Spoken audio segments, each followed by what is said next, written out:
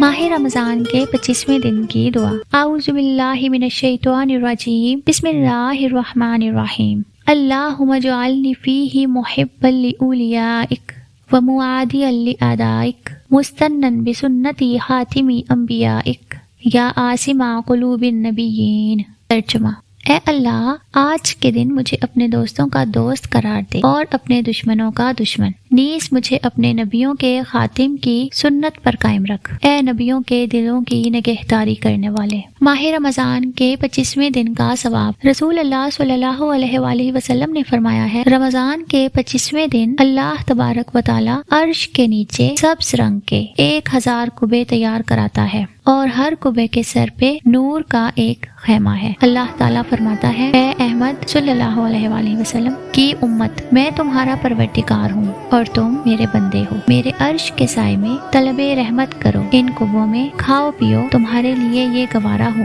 نہ تمہارے لیے کوئی خوف ہے اور نہ حزن یعنی کہ غم۔ اے محمد صلی اللہ علیہ وآلہ وسلم کی امت، قسم ہے میری عزت و جلالت کی، تم لوگوں کو اس طرح بہشت میں داخل کروں گا کہ سب کے سب تعجب میں مبتلا ہو جائیں گے، اور ہر ایک کے سر پر 1000 تاجوں کے ذریعے تاج گزاری کروں گا، اور ہر ایک کو نور سے فل کیے گئے اونٹ پر سوار کراؤں گا، اور اس اونٹ کی لگام بھی نور کی ہوگی، اور لگام پر سونے کے 1000 حلقے ہوں گے، اور ہر حلقے پر ملائکہ میں سے ایک ملک کھڑا ہوگا، اور ہر ملک کے ہاتھ میں نور کا ایک عصا ہوگا، تاکہ تم بغیر حساب کتاب کے بہشت میں داخل ہو جاؤ۔ سبحان اللہ۔